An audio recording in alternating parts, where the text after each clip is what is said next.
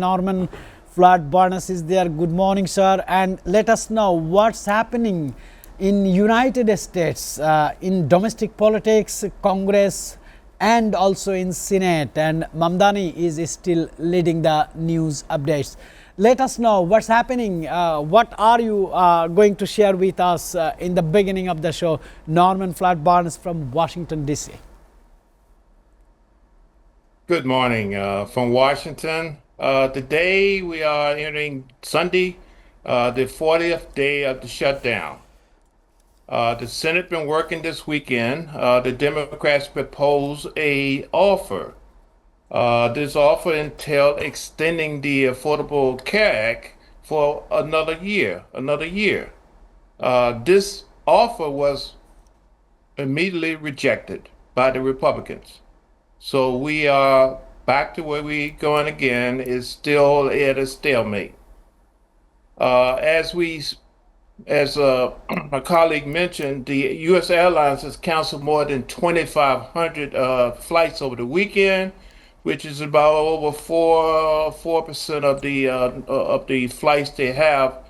And the anticipation is that as this shutdown continue, we're going to go from 10% to 15% to 20% if nothing changes. So we're looking at these numbers affecting the holidays. We have our traditional Thanksgiving and Christmas holidays where most Americans travel back home or to see their loved ones. This may be seriously questioned and interrupted, in addition to the fallout with the Congress. Federal employees are still furloughed, and people who have SNAP, which is the what we call the Supplemental Nutrition Assistance Program.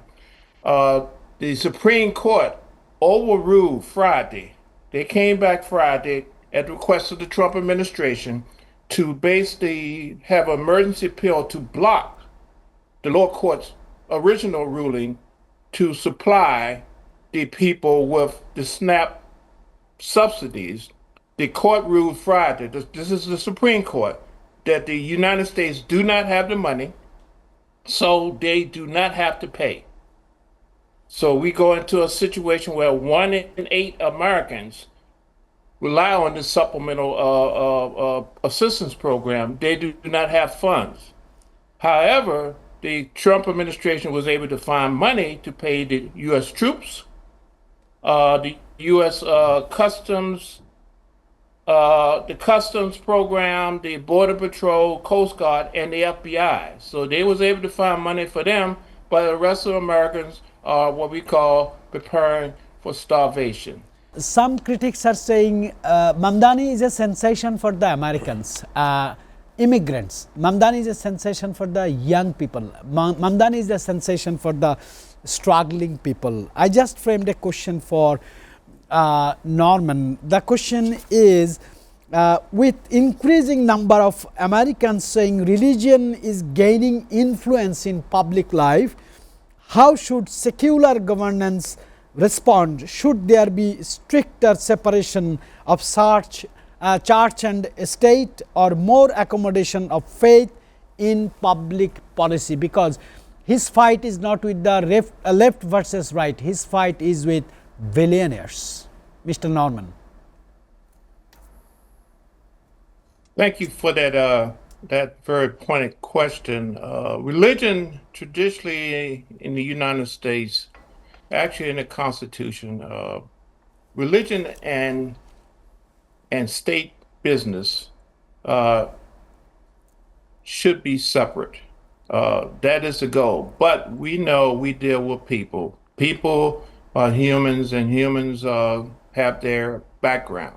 It's impossible not to overlook the impact of it. It will guide their decisions, but the overall point is that the government needs to be run, and they represent, these officials represent the people, all people, not just their religious sect, not just their background, not just their neighborhood. They represent everyone. So they have to come out of their self and become more of a dynamic force for the overall benefit of the people. Norman, sir, I just want to know that why does the term socialism seem to be gaining appeal, especially to the young voters, as Sir Dalton says that Gen Zs, even as its meaning remains contested, and what are the implications if many people support policies they call socialist but don't agree on what that means, Norman? Yes, to put it simple for New York City, uh, one word. New York City is a city of millionaires. There are millionaires there. There's a lot of them, and they do not want that status quo upset. Talking, even uttering the word of socialism creates fear, meaning they will have to lose something they thought or think they deserve. So the issues are more internal in New York because this city, this great city of New York, is is a haven for the affluent. The people from other countries are coming there. They come there and they use New York as a base operations to move throughout the United States. And we have internal issues that's going to affect. Last week, the announcement of the election of the new mayor prompted the commissioner for the fire department, to resign. He resigned because he's a Jewish of Jewish descent, and he did not want anything to do with working for a Muslim. So these type of things have to be addressed. There will have to be a transition. There will have to be a what we call come to Jesus meeting and talk about exactly how this administration is going to be ran for all people, not just the Muslim, not just the Jewish, not just whoever, is for all people. Russia launched a good number of drones and missiles attacks on Ukrainian energy infrastructure, killing several and disrupting services. My first question would be to Norman from Washington. Sir, how significant are these strikes in the broader context of the Russia-Ukraine conflict in terms of infrastructure versus military targets? Thank you for this question. And how I'm going to explain this is basically this nature. Winter is coming. The Russians administration is going to utilize Mother Nature against Ukraine, mainly the energy and infrastructure facilities.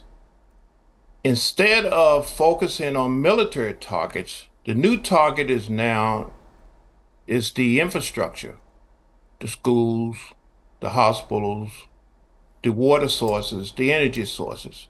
So this is going to create an economic and a psychological impact on the people living in this region through the winter period of time. So the goal is to break down the psychological resistance, also causing hardships.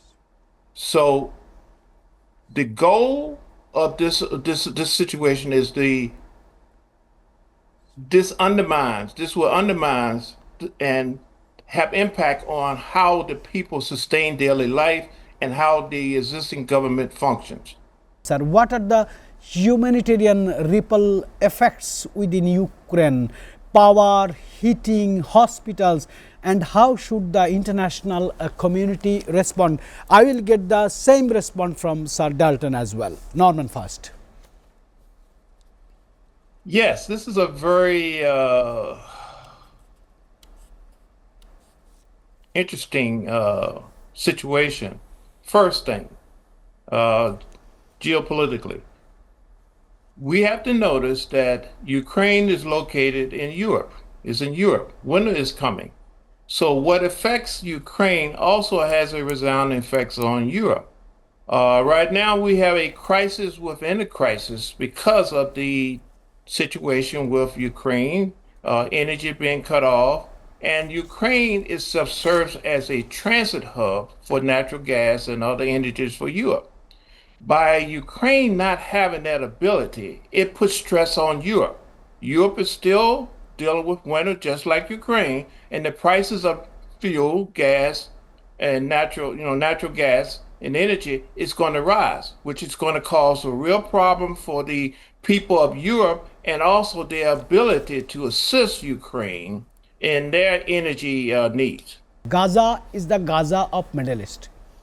Norman, some commentators are putting their fingers that Ukraine is going to be the Gaza of Europe. What is your comment on that?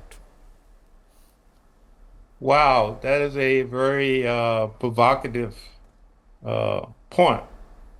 Ukraine is going to be, I don't know how to respond to that. Ukraine has its own certain situations, and Gaza, Israel, the West Bank has their own situation. War, basically, war is hell. It's a lot of suffering. We're seeing a lot of people being persecuted, being punished for just being in these areas. Both of these situations is occurring both in the Palestinian area, the Gaza area, and also in Ukraine.